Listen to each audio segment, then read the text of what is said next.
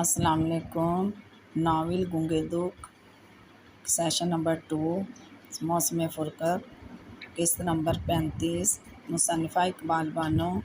گزشتہ قسط کا خلاصہ۔ فارینہ کتنی ہی دیر تک سمینہ کا دل بہلاتی رہی، شوہر کی اچھائیاں برائیاں کر کے، مگر سمینہ کے دل پر پڑی دکھ کی سل نہ پگھلی تھی۔ قسط نمبر 35 کرن جمال اپنے گل کوتھنے سے بیٹے عمیر جمال کو کپڑے پہنا رہی تھی اور قریب ہی کرسی پر آلتی پالتی مار کر بیٹھی زریں نہایت غور سے اسے دیکھ رہی تھی۔ زریں کی آنکھوں میں بے تحاشا پیاس تھی، ایسی پیاس جیسے صحرا میں چلتے مسافر کی آنکھوں میں ہوتی ہے۔ آج پہلی بار اس کے دل میں ایسے ہی معصوم سے بچے کی خواہش ابھری تھی، اگر میرا بیٹا ہوتا تو۔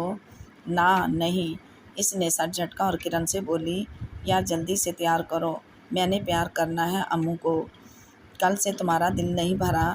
کرن نے عمیر کی آنکھوں میں سرمے کی سلائیاں بھریں۔ بھلا بچوں سے بھی دل بھرتا ہے، تیرا دل تو بھرا ہوا ہے۔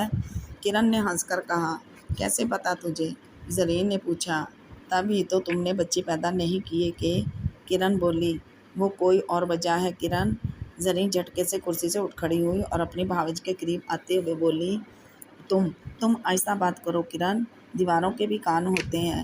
ارے تمہیں بھی پرواہ ہونے لگی؟ کرن ہنسی۔ تمہیں تو اپنے سوائے کسی کی پرواہ نہیں ہوتی تھی، اب ہوتی ہے میری سویٹ بھابھی۔ زریں مسکرائی اور اس کے قریب ہی بیڈ پر بیٹھ گئی۔ زریں اب بھی وقت ہے، کرن نے کہا۔ کیسا وقت؟ زریں نے پوچھا۔ تو ماں بن جا زریں، تجھے نہیں پتا ماں بن کر عورت کتنی محفوظ ہو جاتی ہے، یہ عورت کا حق ہے وہ ماں بنے۔ کرن نے سمجھایا، ضروری تو نہیں عورت کو ہر حق ملے۔ زریں نے بے پرواہی سے کہا، تم نے خود ہی اس حق سے خود کو دور رکھا ہے۔ کرن اسی میں بھلائی ہے۔ کیسی بھلائی؟ کرن نے حیرانگی سے پوچھا۔ ہے نا؟ زریں سر جھٹک کر بولی۔ اب تو مجھ سے بھی راز رکھنے لگی ہے۔ کرن نے شکوہ کیا۔ یہ بات نہیں کرن، تو ہی تو ہے جس سے میں اپنے سارے دکھ سکھ کہتی ہوں۔ زریں نے اس کے گلے میں بانہیں ڈال دیں۔ پھر کرن نے اس کی آنکھوں میں دیکھا۔ کرن، پتہ نہیں کیا بات ہے کہ رضا علی اب تک میرے دل میں تمہیں نہیں اترے۔ زریں نے کہا، تم نے چاہا ہی نہیں ہوگا۔ میں بہت چاہتی ہوں کہ جس طرح میں ان کے گھر میں رہ رہی ہوں اسی طرح وہ میرے دل میں رہیں، لیکن لفظ اس کے ہونٹوں میں ٹوٹ گئے۔ کبھی تم نے سوچا ایسا کیوں ہے؟ ہاں، بارہا سوچا، پھر وجہ پتہ چلی۔ یہی وجہ پتہ چلی کہ رضا نے اپنی عادات نہیں بدلی، وہ اب بھی دوسری عورتوں کے پاس جاتے ہیں، بے دریغ پیسہ عیاشیوں پر خرچ کرتے ہیں۔ تم بتاؤ کرن، ایسا مرد بیوی کے دل میں کیسے اتر سکتا ہے؟ تم سمجھاؤ انہیں۔ سمجھاتی تو میں ایسا ہوں کہ تڑپ کر رہ جاتے ہیں۔ زریں کے لب مسکرائے۔ مجھے پتا ہے جو کچھ تم کرتی ہوں گی۔ بدلو خود کو زریں، رضا بھی یہی کہتے ہیں میں خود کو بدلوں۔ تم نے کیا سوچا؟ میں غلطی پر نہیں ہوں کرن، اور بدلنے کا تو سوال ہی پیدا نہیں ہوتا۔ میں صحیح ہوں۔ زریں نے فیصلہ سنا دیا۔ کرن نے کہنا چاہا تو وہ اس کی بات کاٹ کر بولی، پلیز کرن، تم مجھے کچھ نہ کہو، میں جو کر رہی ہوں اسی میں میری بہتری ہے۔ تمہیں پتہ نہیں مجھے احسن سے کس قدر پیار ہے۔ فضول سی ضد ہے تمہاری کہ ایک بچے کی محبت میں تم اپنے حق سے محروم رہو، اپنی خواہشوں کو قتل کرو۔ یہ تو دانش مندی نہیں کہ تم خود کو داؤ پر لگا دو۔ پھر احسن کا حق، اس کی جگہ جو اولاد تمہاری ہوگی، اس کا مقام اپنی جگہ۔ تم چاہتی ہو میں اپنے مقام سے اتر جاؤں؟ زریں نے پوچھا۔ کیا بات ہوئی بھلا؟ کرن کچھ نہ سمجھی۔ سوتیلے رشتے ناگ ہوتے ہیں کرن، جو کبھی بھی ڈسنے سے نہیں چوکتے۔ اور پھر دیکھو نا، میں ماں بن کے خود غرض نہیں ہونا چاہتی، اپنی اولاد سے بڑھ کر کسی اور کو انسان نہیں چاہ سکتا۔ مجھے یقین ہے رضا بھی احسن کو بے حساب چاہتے ہیں۔ زریں نے بتایا۔ پھر لے کیوں نہیں آتے؟ کرن نے کہا، انا کی زنجیر ان کے قدموں کو جکڑ رکھا ہے، وہ ٹوٹنے کے بعد بھی سمجھتے ہیں ٹوٹے نہیں ہیں۔ تم چاہتی ہو وہ صالحہ کو لے آئیں؟ ہاں، زریں نے کہا۔ پاگل ہوئی ہو؟ پھر پتہ ہے کیا ہوگا؟ کرن نے گھر کا کیا ہوگا؟ زریں مزہ لیتے ہوئے بولی، رضا بھائی کی ساری ہمدردیاں صالحہ سے ہو جائیں گی اور تم عزو متل ہو کر رہ جاؤ گی۔ کوئی پرواہ نہیں۔ زریں کے اطمینان نے فرق نہ آیا۔ انتہا ہے تمہاری بے وقوفی کی، کرن نے جھڑکا۔ یہ بے وقوفی نہیں سویٹ بھابو، پھر کیا ہے؟ صالحہ آپا کا حق ہے، جیسے تمہارا تو کوئی حق نہیں ہے۔ کرن جل گئی۔ شاید ایسا ہی ہے، میں نے تو کبھی بھی رضا علی پر اپنا حق نہیں جتایا۔ پتہ ہے کرن، کبھی کبھی مجھے لگتا ہے جیسے میں امانت دار ہوں، جس روز احسن آئے گا ایک ایک چیز کے حوالے کر کے میں آزاد ہو جاؤں گی۔ ابھی تو ذمہ داری کی زنجیر میں جکڑی ہوئی ہوں۔ تو پاگل ہے زریں، آنکھیں کھول اور دیکھ، زندگی وہ نہیں جو تو سمجھ رہی ہے یا جیسی تو گزار رہی ہے۔ اس گھر پر تیرا اتنا ہی حق ہے جتنا تو صالحہ کا سمجھتی ہے۔ تو بھی رضا علی کی بیوی ہے، کرن نے سمجھانا چاہا۔ میں اپنی حیثیت سے واقف ہوں کرن، بس مجھے غلط راہیں بتاؤ۔ میں جس راستے پر چل رہی ہوں یہی میری فلاح کا راستہ ہے، یہی میرے لیے بہتر ہے، زریں پرسوچ لہجے میں بولی۔ تب کرن جمال اسے دکھ سے دیکھ کر رہ گئی۔ زریں نے عمیر کو اٹھا لیا اور چٹ چٹ اس کے پھولے پھولے سے نرم اور گلابی گال چومنے لگی۔ پھر ایک دم ہی کرن سے بولی، تمہیں پتہ نہیں، شاید صالحہ آپا جب یہاں سے گئی تھیں تو پھر تخلیقی مرحلے سے گزر رہی تھیں۔ نہیں بھائی، کرن نے حیرت سے کہا۔ یہ حقیقت ہے کرن، اور بوا جی نے مجھے کل ہی بتایا ہے۔ تب ہی سے میں ان دیکھے بچے کے بارے میں سوچ رہی ہوں جسے باپ نے ایک نظر بھی نہیں دیکھا۔ کیا بیٹا ہے؟ پتہ نہیں، کیونکہ صالحہ آپا نے اطلاع ہی نہیں دی۔ کتنی مضبوط عورت ہے صالحہ آپا، کرن میری آئیڈیل ہیں وہ۔ عورت کو اس طرح ہی چٹان کی مانند ہونا چاہیے۔ جھکنا عورت کی توہین ہے، اور صالحہ آپا بھی نہیں جھکی۔ رضا علی کو توڑ دیا ہے، وہ خوشی خوشی بتا رہی تھی۔ تمہیں کیا پتہ؟ ہاں مجھے احساس ہے، پتہ ہے اب وہ پہلے کی طرح ذرا سی بات پر بھڑک نہیں اٹھتے۔ پہلے جو روب اور تنتنا تھا اب ختم ہی سمجھو۔ میں کچھ بھی کیوں کہوں نہیں ٹوکتے۔ تم کرن دیکھو اب کے اور پہلے کے رضا علی میں زمین آسمان کا فرق ہے۔ اتنے نرم تو وہ کبھی بھی نہ تھے۔ جو رضا علی تو ہماری فیملی کی لڑکیوں کا خواب تھا، بہت بدل گیا ہے۔ زریں نے بتایا۔ تم اپنی عادات بدل لو، ایسا نہ ہو کہ رضا علی کہیں اور چلے جائیں۔ کرن نے ڈرانا چاہا۔ اب وہ کہیں نہیں جا سکتے، زریں نے ہنس کر کہا۔ کیوں؟ کرن جاننا چاہتی تھی۔ بہت جکڑ لیا ہے میں نے، زریں نے کہا، اور پھر عمیر کو گود میں لیے کمرے سے نکل گئی۔ گیلانی ہاؤس کے ڈائننگ ہال میں توسی میز پر رضا علی گیلانی اور تارا ناشتہ کر رہے تھے۔ ٹوسٹ پر مکھن لگاتے ہوئے تارا نے مسکرا کر اپنے سامنے بیٹھی رضا علی کی طرف دیکھا اور بولی، اس بار آپ کو پتہ ہے کتنے دنوں بعد آئے ہیں؟ پتہ ہے، رضا علی نے کہا۔ یعنی؟ تارا نے سوالیہ نظروں سے انہیں دیکھا۔ شکر ہے حساب تو رکھا ہے، تارا نے کہا۔ ہاں تارا، حساب رکھتا ہوں، تم سے دور رہنے کے پل پل کا حساب یہاں لکھتا ہوں۔ وہ دل پر ہاتھ رکھ کر جذبوں کی پوری شدتوں کے ساتھ بولے۔ اب تم بلاتی بھی تو نہیں ہو، فون پر کہتی بھی نہیں کہ میں آؤں۔ خاموش صدائیں آپ نہیں سنتے؟ تارا نے پوچھا۔ اچھا تو صدا دیتی ہو؟ وہ مسکرائے۔ آپ کو کیا خبر رضا، میرا تو رواں رواں آپ کو پکارتا ہے، اور تمہیں بھی خبر نہیں کہ میرا بھی رواں رواں تمہاری صدا کا جواب دیتا ہے۔ رضا علی بالکل تارا کے سے انداز میں بولے تو تارا ہنس دی۔ انہیں لگا جیسے فضا میں جل ترنگ بکھر گئے ہوں۔ میرو کہاں ہے؟ اور راجو بھی نظر نہیں آ رہا، دونوں اسکول گئے ہیں۔ بھئی تارو، میں رات ہی آیا ہوں، بچوں کو دل بھر کر دیکھا بھی نہیں۔ تم نے کیوں بھیجا اسکول؟ انہوں نے کہا۔ تو آپ منع کر دیتے، تارا بولی۔ کچھ باتیں تم خود بھی سوچ سمجھ لیا کرو۔ سوری رضا، مجھے نہیں پتا تھا کہ آپ صرف بچوں ہی سے ملنے آئے ہیں اور تم سے نہیں، ہے نا؟ وہ ہنسے۔ لگتا تو یہی ہے تارو، رضا علی نے اس کا ہاتھ تھام لیا۔ تم میری زندگی میں خوشیوں کی ضمانت بن کر داخل ہوئی تھی تارا، مجھے تم نے ہمیشہ خوشی ہی دی ہے، چاہے وہ گھر کی خوشی ہو یا بچوں کی خوشی۔ تم نے مجھے کبھی ذہنی اور قلبی دکھ نہیں دیا تارو۔ پھر میرو اور راجو تمہاری تخلیق ہیں، وہ دونوں، اور تم مجھے بہت پیاری ہو۔ کون سی فلم کے ڈائیلاگ ہیں؟ تارا نے پوچھا۔ تم میرے جذبوں کی توہین کر رہی ہو تارو، تمہیں پتہ ہے کہ میں نے کبھی ڈائیلاگ کی بیساکھیوں کا سہارا نہیں لیا۔ تم نے شک کیوں کیا؟ رضا علی کا چہرہ تپنے لگا تھا۔ توبہ ہے، ذرا سی بات کو آپ نے دل پر لے لیا ہے رضا، کیا میں آپ سے مذاق بھی نہیں کر سکتی ہوں؟ اتنا حق نہیں؟ میری جان، سارے حق تو تمہارے پاس ہی ہیں، ان کے چہرے کا تناؤ کم ہوا۔ پھر تارا نے شکوہ کناں نظروں سے دیکھا۔ پھر یہ کہ تم شک کرتی ہو میرے جذبوں کی سچائیوں پر تو مجھے دکھ ہوتا ہے تارو۔ سوری رضا، مجھے نہیں پتا تھا کہ آپ کا دل اتنا چھوٹا ہو گیا ہے۔ تارا واقعی شرمندہ تھی۔ میرا دل بہت کشادہ ہے تارو، اگر ایسا نہ ہوتا تو تم اس دل میں کیسے جذب ہوتی؟ ہاں یہ تو ہے، تارا ساری لا کر خوش دلی سے بولی۔ تو رضا علی بھی مسکرانے لگے۔ انہیں پتا تھا تارا ان کا دل رکھنے کے لیے اب ان کی ہاں میں ہاں ملائے گی، اور مرد کو وہی عورت تو اچھی لگتی ہے جو جلد ہی سرنڈر ہو جائے، بغیر کسی حجت کے ہتھیار ڈال دے۔ جس عورت میں خلوص، محبت اور سپردگی ہو، مرد اس پر دل و جان فدا کرنا چاہتا ہے، بلکہ فدا کر ہی دیتا ہے، اور ایسی عورتوں میں تارا بھی تھی۔ شوہر کے لہجے سے اس کے موڈ کا پتہ چلا لیتی تھی۔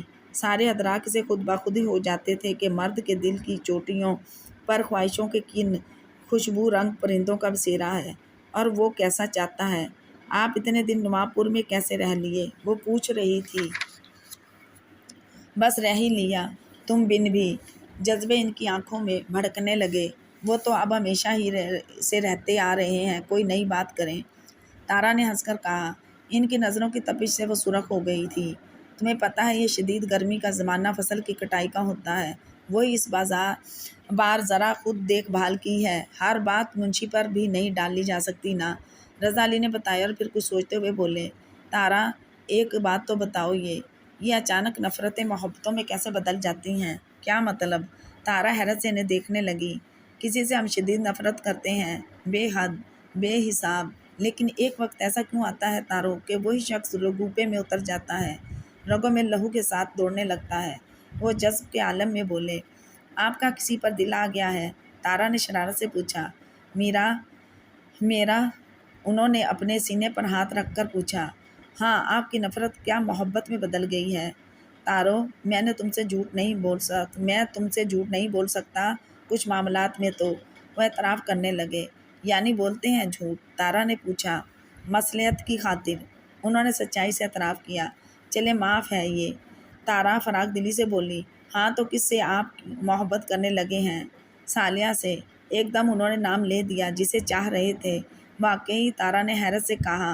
ہاں تارو، اب مجھے وہ اچھی لگنے لگی ہے، بہت بہت زیادہ، پتہ نہیں کیوں۔ آپ نے انہیں بتایا؟ تارا نے پوچھا۔ کیسے بتاؤں؟ ان کی آنکھوں میں دھواں سا بھر گیا۔ بھائی بتانا مشکل ہے، یہ سہ حرفی جملہ، یعنی آئی لو یو کہنے میں دیر ہی کتنی لگتی ہے، تارا نے بے نیازی سے کہا۔ تم نہیں سمجھتی تارا کہ یہ سہ حرفی جملہ کہنے میں کتنے زمانے لگ جاتے ہیں، مگر یہ جملہ لبوں پر آ کر ٹوٹ جاتا ہے۔ میرا جی چاہتا ہے تارا میں صالحہ سے رنگوں، خوشبوؤں، تتلیوں کی باتیں کروں، اس کی خواہش کی بابت پوچھوں، اور وہ خاموش ہو گئے۔ تو کیا رکاوٹ ہے رضا؟ آخر وہ آپ کی بیوی ہے، اس کا حق ہے کہ آپ کو اس کا سہارا ہے، تارا نے کہا۔ تم جیلس نہیں ہو رہی؟ انہوں نے پوچھا۔ نہیں رضا، پتہ نہیں کیوں صالحہ آپا سے کبھی مجھے حسد نہیں ہوا، تارا سچائی سے بولی۔ کبھی سوچا تم نے ایسا کیوں ہے؟ انہوں نے کہا۔ بارہا سوچا، تارا آہستگی سے بولی، اور مجھے اپنے اندر سے ایک ہی جواب ملا کہ میں صالحہ آپا کا احترام کرتی ہوں۔ جہاں احترام ہو وہاں دلوں میں حسد اور جلن کا ناگ سر نہیں اٹھاتا۔ تم نے صالحہ کو دیکھا نہیں کبھی؟ تم اس سے ملی بھی نہیں؟ رضا علی بولے۔ رضا، خدا کو بھی تو کسی نے نہیں دیکھا، کوئی اس سے نہیں ملا، پھر بھی ہم اس کی عبادت کرتے ہیں، بن دیکھے اور ملے۔ بڑی وزنی دلیل ہے۔ رضا گیلانی کے لب مسکرانے لگے تھے۔ مگر ایک بات کہہ دیتی ہوں کہ صالحہ آپا کے علاوہ اور کسی عورت کو میں کبھی برداشت نہیں کروں گی، خواہ وہ آپ کو کسی قدر بھی عزیز ہو، تارا نے وارننگ کے سے انداز میں کہا۔ رضا علی نے حیرت سے اسے دیکھا۔ تارا کا لہجہ اور انداز بدل گیا تھا ایک دم ہی، حالانکہ وہ کئی روز سے سوچ رہے تھے وہ تارا کو سب کچھ بتا دیں۔ صالحہ کو گھر سے نکالنا، زریں سے شادی کرنا، اور زریں کے خوف سے گیلانی ہاؤس مہینوں بعد آنا۔ جب وہ بہت دنوں بعد آتے تھے تو طرح طرح کی وضاحتیں کرنی پڑتی تھیں۔ انہوں نے سوچا تھا، رضا آخر کب تک اور کتنے جھوٹ بولو گے؟ ان کا اندر ملامت کرتا، تمہارا کوئی دوش نہیں ہے، پھر بتا دو تارا کو اپنی مجبوری، وہ ایسی ہے کہ سمجھوتا کرے گی۔ اور انہوں نے صدقے دل سے سوچا تھا کہ وہ تارا کو سب بتا دیں گے، مگر یہ تارا کیا کہہ رہی تھی کہ وہ صالحہ کے علاوہ کسی عورت کو برداشت نہیں کرے گی، اور رضا، تارا کو کس قدر دکھ ہوگا کہ تم نے اسے صالحہ کے بارے میں پہلے کیوں نہ بتایا؟ زریں کے ہو گئے اور اسے خبر نہ ہوئی کہ سچی کی طرح بے خبری میں ہی اسے مارا گیا۔ وہ خود کو بے سہارا محسوس کرے گی، بے وقت جانے گی تو تیب یہ پایا کہ جس طرح نبھ رہی ہے نبھنے دو، جب کوئی بات سامنے آئے تب بتا دینا۔ تم تارا سے تو مخلص ہو، پھر ڈر کاہے کا؟ کیا سوچ رہے ہیں آپ؟ تارا ان کے چہرے کے اتار چڑھاؤ کو نہایت حیرت سے دیکھتے ہوئے پوچھ رہی تھی۔ کچھ نہیں، رضا علی کا لہجہ عجیب بے بسی میں ڈھل گیا تھا۔ تو آپ کا دل صالحہ پر آ گیا ہے؟ تارا نے مزاحیہ انداز میں کہا۔ ہاں، آ تو گیا ہے، رضا علی نے مسکرا کر جواب دیا۔ پتہ نہیں کیوں ان کا دل چاہ رہا تھا ایک ایک کو پکڑ کر بتائیں صالحہ انہیں اچھی لگتی ہے۔ اس کے جانے کے بعد سے وہ اس کی کمی شدت سے محسوس کرتے ہیں۔ اس کا خیال انہیں سکون بخشتا ہے۔ صالحہ کی خوشبو کے سار میں وہ سارے غم بھول جاتے ہیں۔ تو آپ بتا دیں انہیں، کتنی خوش ہوں گی وہ، تارا نے کہا اس سے پہلے کہ وہ کوئی جواب دیتے۔ کرمو ٹیلی فون اٹھائے ان کے قریب آ گیا۔ ملک جی، فون ہے۔ کون ہے؟ انہوں نے پوچھا۔ بس جی، انہوں نے نمبر پوچھا ہے، میں نے کہا ہاں یہی نمبر ہے، تو کہنے لگے کہ گھر کے مالک سے بات کراؤ۔ کرمو مؤدبانہ انداز میں بولا۔ رضا علی نے اس کے ہاتھ سے ریسیور لے لیا اور ماؤتھ پیس میں اپنی مخصوص بھری آواز میں بولے، ہیلو جی، یہی نمبر ہے۔ دوسری طرف سے غالباً پھر ٹیلی فون نمبر کی تصدیق کی گئی تھی۔ ہاں جی، یہ میری ہی کار کا نمبر ہے۔ خیریت تو ہے؟ لہجہ مرتش ہو گیا تھا۔ میں آ جاؤں، مگر کہاں اور کیوں؟ پلیز آپ مجھے بتائیے کہ مسئلہ کیا ہے؟ دیکھیے جناب، آپ جو کوئی بھی ہیں نا، اگر آپ مجھے نہیں جانتے تو میں بتا دوں کہ میں بہت مضبوط اعصاب کا مالک ہوں۔ آپ مجھے بتائیں، رضا علی باروب آواز میں بولے اور دوسری طرف کی آواز سننے لگے۔ اوہ نو، رضا علی نے شاید بات پوری بھی نہ سنی تھی۔ ان کا رنگ فاق ہو گیا تھا اور آواز لرز رہی تھی۔ مگر یہ کیسے ہوا؟ کہاں ہوا؟ خانے وال روڈ پر۔ مگر جادو ادھر کدھر گیا؟ کیوں گیا؟ خیر، میں ابھی ہسپتال پہنچ رہا ہوں۔ رضا علی نے ریسیور رکھ دیا اور کرسی دھکیل کر کھڑے ہو گئے۔ کیا ہوا رضا؟ جادو کا ایکسیڈنٹ ہو گیا ہے، وہ نہیں رہا تارا۔ ان کی آواز بھرا گئی تھی۔ او ہو، تارا نے آہستہ سے کہا۔ اور دکھ کی بات تو یہ ہے کہ کار میں کوئی خاتون بھی تھی، پتہ نہیں کون عورت تھی وہ، اور جادو کہاں جا رہا تھا؟ اسے لے کر کوئی پھڈا ہی نہ ہو جائے۔ کل شام کو جب میں چلا تھا تو جادو کو پتا تھا کہ میں یہاں آ رہا ہوں، کہیں کرن تو نہیں؟ کرن کون؟ تارا نے پوچھا۔ کرن میرے سکندر ماما کی بہو ہے، وہ 2 روز سے ماں اپنے بیٹے کے آئی ہوئی ہے، ماں جی کے پاس، رضا نے جلدی بتایا۔ خدا خیر کرے۔ تارا بھی پریشان ہو گئی۔ رضا علی جلدی سے خوابگاہ میں آئے اور جیپ کی چابی بیڈ سائڈ ٹیبل سے اٹھا کر باہر لپکے تو تارا نے کہنا چاہا، میں بھی۔ رضا علی نے پلٹ کر اسے دیکھا اور تارا نے ہونٹ بھینچ لیے۔ رضا علی کی نظروں کا انکار وہ جان چکی تھی۔ تارا نے نظریں چرا لیں۔ رضا علی نے جیپ کو تیزی سے ریورس کیا تھا اور جیپ دوسرے لمحے ہی کلانی ہاؤس کے آئینی گیٹ سے باہر نکل گئی تھی۔ تارا نے ٹھنڈے ستون سے سر ٹکا دیا اور آنسو اس کی آنکھوں سے بہہ نکلے۔ شام کے سائے ڈل رہے تھے اور نواب پور کی وسیع و عریض حویلی میں کوہرام برپا تھا۔ زریں کی چیخیں دل دہلا رہی تھیں۔ بو جی، مجھے اکیلا چھوڑ کر نہ جائیں، میں مر جاؤں گی بو جی، گھٹ کر رہ جاؤں گی، مجھے تنہائی سے خوف آتا ہے بو جی۔ زریں چارپائی کی پٹی سے سر ٹکراتے ہوئے پچھاڑیں کھا رہی تھی۔ رشتہ دار خواتین اسے سنبھال رہی تھیں اور حلیمہ بی بی نہایت سکون سے ہمیشہ کی نیند سوئی ہوئی تھی۔ وہ تو زریں کی آنکھوں میں نمی برداشت نہ کرتی تھیں، اور آج جب زریں کی آنکھوں سے آب روان جاری تھا تو وہ خاموش تھیں۔ کوئی تسلی، کوئی دلاسا ان مہربان ہاتھوں نے نہ دیا تھا۔ نہایت خاموشی سے وہ زریں کی آہذاری سن رہی تھیں، اور باہر انہیں آخری آرام گاہ تک پہنچانے کا انتظام مکمل کیے جا چکے تھے۔ پوری حویلی مہمانوں سے بھری ہوئی تھی۔ چند گھنٹوں ہی میں دور و نزدیک کے تمام رشتہ دار آ چکے تھے۔ سکندر علی خان تھوڑی دیر بعد زنان خانے میں آتے، چارپائی پر منہ خواب حلیمہ بی بی کے چہرے سے سفید چادر سرکا کر دیکھتے اور پھر آنکھوں پر ہاتھ رکھ کر لوٹ جاتے کہ انہیں ابھی تک یقین نہ آ رہا تھا کہ ان کی ماں جائی، ان کے لیے دعائیں کرنے والی، دور دیس جا رہی ہے۔ لگتا تھا جیسے سوئی ہوئی ہوں اور ابھی اٹھ کر بیٹھ جائیں گی۔ گلاب کے پھولوں کا ہالا ان کے چہرے کے چاروں طرف تھا۔ نور کا ایک دریا تھا جو ان کے چہرے پر بکھرا ہوا تھا۔ لمبی اوپر کو مڑی ہوئی سیاہ پلکوں نے آنکھوں کو ڈھانپ رکھا تھا۔ اور کون کہہ سکتا تھا اتنے خوبصورت جسم میں جان ہی نہیں رہی، مگر یہ حقیقت تھی کہ اس بدن میں جان نہ تھی۔ آخر حلیمہ بی بی جا کہاں رہی تھیں؟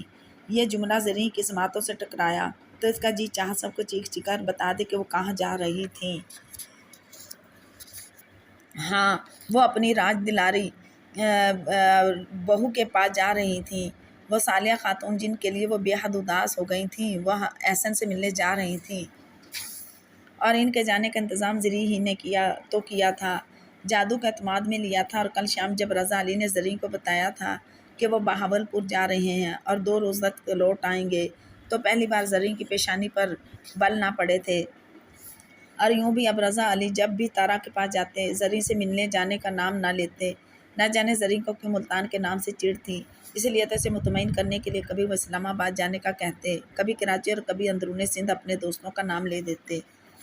رضا علی کے جاتے ہی زریں نے جادو کو بلا کر کہا تھا کہ وہ صبح سویرے حلیمہ بی بی کو لے کر لاہور چلا جائے اور شام تک لوٹ آئے، یہ نہ ہو کہ رضا علی آ جائیں، بہاولپور میں کام 2 دن کے بجائے 1 روز ہی میں ہو جائے۔ پھر جادو مسکرایا تھا، اب بھلا وہ زریں کو کیا بتاتا کہ رضا علی کہاں گئے ہیں، اور دوسرے روز فجر کی نماز سے فارغ ہوتے ہی حلیمہ بی بی کو لے کر جادو لاہور روانہ ہو گیا تھا۔ حالانکہ کرن نے زریں کو منع کیا تھا کہ ایسا رسک نہ لو کہ رضا علی کا اعتبار ہی نہ رہے تم پر، مگر وہ ضدی زریں بھلا کب کسی کی ماں سنتی تھی، اور حلیمہ بی بی جو یہ وعدہ کر کے گئی تھی وہ شام کو لوٹ آئیں گی، وہ تو بھری دوپہر ہی کو آ گئی تھی۔ کچھ اس طرح کہ رضا علی کی جیپ سے کے پیچھے پیچھے ایک ایمبولینس بھی حویلی میں داخل ہوئی تھی، جس میں جادو اور حلیمہ بی بی کی لاشیں تھیں، اور پتہ یہ چلا تھا کہ خانیوال روڈ پر ایک موٹر پر آئل ٹینکر سے موٹر ٹکرا کر پچک گئی تھی، اسٹیئرنگ جادو کی پسلیوں میں گھس گیا تھا، اور حلیمہ بی بی کو تو کوئی خراش بھی نہ آئی تھی۔ ڈاکٹری رپورٹ کے مطابق شاید حادثہ کی وجہ سے حلیمہ بی بی کا ہارٹ فیل ہو گیا تھا، جبکہ جادو کو لوگوں نے بڑی مشکل سے موٹر میں سے نکالا تھا۔ بس ڈوبتی سانسوں کے درمیان اس نے ایک شخص گیلانی ہاؤس کا فون نمبر بتا دیا تھا، بغیر کسی نام پتے کے۔ پھر اس کی روح قفس انصری سے پرواز کر گئی تھی، جیسے اس نے اپنا فرض ادا کر دیا ہو، یا پھر اب وہ رضا علی کا سامنا نہ کرنا چاہتا تھا۔ پہلی بار مالک کی نافرمانی کی تھی، پہلی بار مالک کے بتائے بغیر اس راستے پر جا رہا تھا جہاں کا راستہ شاید اس کے مالک بھول چکے تھے۔ یہی شرمندگی کا احساس تھا کہ اس کی سانسوں کی ڈور ٹوٹ گئی تھی، یہی تفصیل تھی، اور رضا علی گیلانی ہسپتال پہنچے تھے۔ ضروری کارروائی کے بعد وہ ماں اور اپنے وفادار ملازم کی لاشیں لے کر نواپور آ گئے تھے۔ حیات بی بی نے روتے ہوئے ان کے سارے عزیزوں تک اطلاع بذریعہ فون پہنچا دی تھی۔ گاؤں کی خواتین حویلی میں جمع ہونا شروع ہو گئی تھیں، اور زریں تو تب ہی سے رو رہی تھی، تڑپ رہی تھی۔ خواتین اندر چلی جاتی کہ جنازہ اٹھانا ہے، خواتین اندر چلی جائیں کہ جنازہ اٹھانا ہے۔ زریں کے بھائی کمال نے اندر آ کر کہا، نہیں نہیں، لے جاؤ کمال لالا میری بو جی کو۔ زریں نے مضبوطی سے چارپائی پکڑ لی، تب کمال سے گردن سے لپٹا لیا، وہ بلک بلک کر رو رہی تھی۔ زریں بیٹا، جو اس دنیا میں آیا اسے جانا ہی ہے، وہ سمجھانے لگے۔ نہیں لالا، میں اتنے بڑے گھر میں اکیلے کیسے رہوں گی، ایک ہی تو میرا ساتھ تھا، وہ بھی نہیں۔ بو جی آپ نہ جائیں نا۔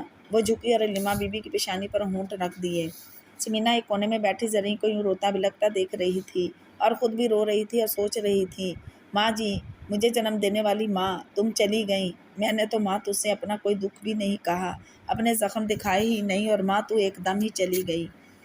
عرصہ ہوا تو نے مجھے کوئی نصیحت ہی نہیں کی، ماں مجھے اب بہت بہت ضرورت ہے تیری، میں اپنے زخم کسے دکھاؤں، ماں تو زریں کو اپنی تنہائی مٹانے کے لیے لائی تھی اور پھر اسے تنہا کر گئی۔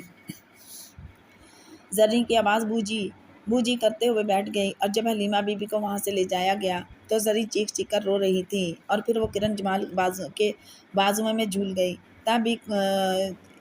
سب ہی کو اس کی فکر پڑ گئی تھی، ساری عورتیں اس کے گرد جمع ہو گئیں۔ کرن اس کا سر گود میں رکھے اس کے آنسوؤں سے تر چہرے پر ہلکے ہلکے تماچے رسید کر رہی تھی۔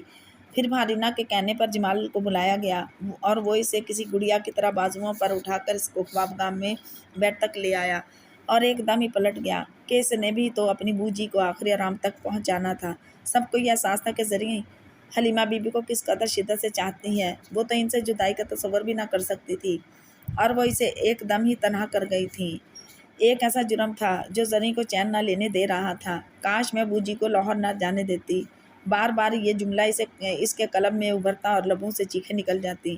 تھوڑی دیر بعد اسے ہوش آیا تو سب کو اپنے ارد گرد دیکھ کر وہ اٹھ بیٹھی، تم آرام کرو زریں۔ بوجی بوجی کیا بے وقوفی ہے تمہاری، کرن نے ڈانٹا۔ بوجی کو لاؤ بس، وہ مچل گئی۔ زندگی اور موت خدا کے ہاتھ میں ہے، اب تم بچی نہیں ہو جو بچوں کی طرح ضد کر رہی ہو۔ بیگم سکندر علی خان نے اسے جھڑکا۔ مما آپ بھی یہی کہتی ہیں۔ اس کی آنکھوں میں سمندر امڑ آیا۔ کاش میں بوجی کو نہ جانے دیتی، مگر وہ کہاں گئی تھیں؟ زریں نے خالی ذہن یہ جملہ دہرایا۔ تمہیں پتہ نہیں نا؟ زریں نے سر کو نفی میں جنبش دی اور کرن کو بھی آنکھوں میں منع کیا۔ میں بوجی کا راز کبھی فاش نہیں کروں گی، میں رضا کو بھی نہیں بتاؤں گی۔ زریں نے ایک عزم سے سوچا اور گھٹنوں میں چہرہ چھپا لیا۔ حلیمہ بی بی کو منوں مٹی تلے دبا کر جب سب شہر خاموشاں سے لوٹے تو رضا علی گیلانی چپکے سے ڈیرے پر چلے آئے اور گیلانی ہاؤس کے نمبر ڈائل کیے۔ انہیں ہوش ہی نہ رہا تھا کہ تارا کو اطلاع دیں کہ وہ کیا حادثہ یا کیسا حادثہ تھا۔ کرمو تاروں کو بلاؤ۔ فون حسب سابق ملازم نے اٹینڈ کیا تھا۔ گھنٹی بجتی رہی تھی مگر کبھی تارا نے فون نہیں اٹینڈ کیا تھا، وہ کان بند کیے رہتی تھی۔ رضا علی کے دوستوں کے بھی فون آیا کرتے تھے اور کسی عورت کی آواز سن کر راز فاش ہونے کا خطرہ تھا، اور ابھی تک ان کی شادی راز ہی میں تھی۔ تارا لائن پر آ گئی تھی۔ سنو تارا، میری ماں مر گئی ہے۔ رضا علی کی آواز آنسوؤں میں بھیگ گئی تھی، اور پھر انہوں نے سلسلہ منقطع کر دیا اور بازوؤں میں چہرہ چھپا کر بے تحاشا رو دیے۔ کتنا ضبط کیا تھا انہوں نے اس وقت سے جب سے ماں میری تھی، اور اب سارے ضبط کے بندھن ٹوٹ گئے تھے اور وہ بچوں کی طرح رو رہے تھے۔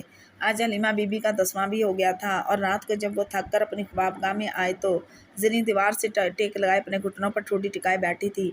اس کے بال بکھرے ہوئے تھے اور آنکھیں سوجی ہوئی تھیں۔ جب سے حلیمہ بی بی کا انتقال ہوا تھا، زریں بیڈ پر نہ سوئی تھی بلکہ نیچے سوتی تھی۔ زیادہ تر قرآن شریف پڑھتی رہتی تھی۔ تھک جاتی تو یوں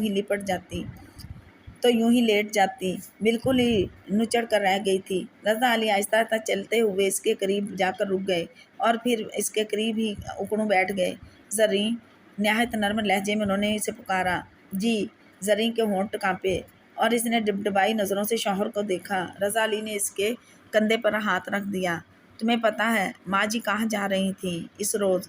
رضا علی نے ایک دم ہی سوال کر دیا۔ رضا کو پتہ نہ چلے ورنہ وہ خفا ہوگا۔ حلیمہ بی بی کا یہ جملہ زریں کی سماعتوں میں گونجا، جیسے وہ اتنی دور جانے کے باوجود بھی خوفزدہ ہوں۔ بیٹے سے جادو انہیں اپنی بہن کے ہاں پاک پتن لے کر گیا تھا۔ زریں نے ایک دم ہی جھوٹ بول دیا۔ پاک پتن؟ رضا علی نے حیرت سے کہا۔ مگر جادو کی کون سی بہن وہاں رہتی ہے؟ کوئی رہتی ہوگی، زریں نے سر جھکائے بولی۔ تمہیں پتہ ہے زریں، جادو میرے پاس کب سے تھا؟ میں سمجھی نہیں، وہ ہولے سے بولی۔ جادو کو بابا جان لائے تھے جب وہ صرف 12-13 برس کا تھا، پورے 25 برس سے تھا وہ یہاں۔ کبھی اس نے اپنے کسی رشتہ دار کا ذکر نہ کیا تھا۔ آپ نے پوچھا کبھی؟ زریں نے کہا۔ کیا پوچھتا؟ وہ بولے کہ وہ کہاں سے آیا ہے، کون ہے، مجھے کیا ضرورت تھی؟ تو پھر اس نے بھی کبھی اپنے بارے میں بتانے کی ضرورت محسوس نہیں کی۔ زریں نے کہا تو مسکرا دیے۔ ہاں یہ بھی بات ہو سکتی ہے، ماں جی سے شاید بتایا ہو۔ ویسے مجھے ایک اور شک تھا۔ کیا شک؟ زریں پوچھ رہی تھی۔ میں نے سوچا شاید ماں جی لاہور جا رہی تھیں، وہ بولے۔ ایسا کیوں سوچا؟ بس خیال آ گیا، میرے ہوتے ہوئے وہ کبھی نہیں جا سکتی، اور ویسے بھی رضا جادو نے خود مجھ سے کہا تھا کہ بو جی کو پاکستان لے جانا چاہتا ہے۔ وہ بابا فرید شکر گنج بخش کے مزار پر بھی حاضری دیں گے، اور جادو اپنی بہن کے ہاں بھی بو جی کو لے جائے گا۔ آپ کرن سے پوچھ لیں۔ خیر خدا کو جو مرضی، اب میں کسی سے نہیں پوچھتا، رضا علی بے پرواہی سے بولے۔ لیکن آپ کو حادثے کی اطلاع کیسے ملی؟ ایک دم ہی زریں نے پوچھا، اور زریں نے خود کو اس سوال کے لیے تیار کیا ہوا تھا۔ جادو کو میں تیمور عباسی کے ہاں جانے کا بتا گیا تھا، اور اس نے مرنے سے پہلے کسی کو تیمور عباس کا فون نمبر بتا دیا تھا۔ میں وہیں تھا، اس لیے اطلاع مل گئی اور فوراً ہی میں ملتان پہنچ گیا۔ رضا علی کا منصوبہ اتنا کچا تو نہ تھا کہ زریں کوئی شک کرتی۔ چلو اٹھو، بستر پر لیٹو۔ رضا علی نے اس کا بازو پکڑ کر کھڑا کرنا چاہا۔ بو جی زمین پر اور میں۔ زریں کی آواز بھرا گئی۔ بری بات زریں، مرنے والوں کے ساتھ مرا نہیں جاتا۔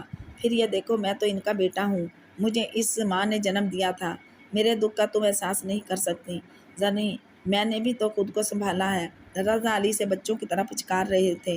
آپ کو پتہ نہیں بو جی میرے کیا تھی۔ زری سسکتے ہوئے بولی۔ رضا علی نے اسے بازوؤں سے پکڑ کر کھڑا کیا اور محبت آمیز انداز میں بولے، یہ تمہارا گھر ہے، تمہاری ضرورت ہے اس گھر کو زریں۔ بو جی نے بھی یہی کہا تھا، وہ خواب جیسے لہجے میں بولی۔ کب؟ رضا علی نے پوچھا۔ ایک روز پتہ نہیں کیوں کہنے لگی تھیں، زریں پتر حالات کیسے ہی کیوں نہ ہوں، تو یہ حویلی نہ چھوڑنا، یہ میری تجھ سے آخری درخواست ہے۔ رضا میں نے تو ان سے وعدہ کیا تھا کہ کبھی حویلی نہیں چھوڑوں گی، پھر وہ مجھے کیوں چھوڑ گئیں؟ زریں کی آنکھوں سے آنسوؤں کا چشمہ ابل پڑا۔ رضا علی گیلانی نے اسے اپنی باہوں میں سمیٹ لیا اور زریں ان کے چوڑے سینے میں چہرہ چھپا کر اشکوں کے موتی لٹانے لگی۔ اس نے سوچ لیا تھا کہ کبھی یہ راز فاش نہیں کرے گی کہ بو جی لاہور جا رہی تھیں کہ حادثہ ہو گیا۔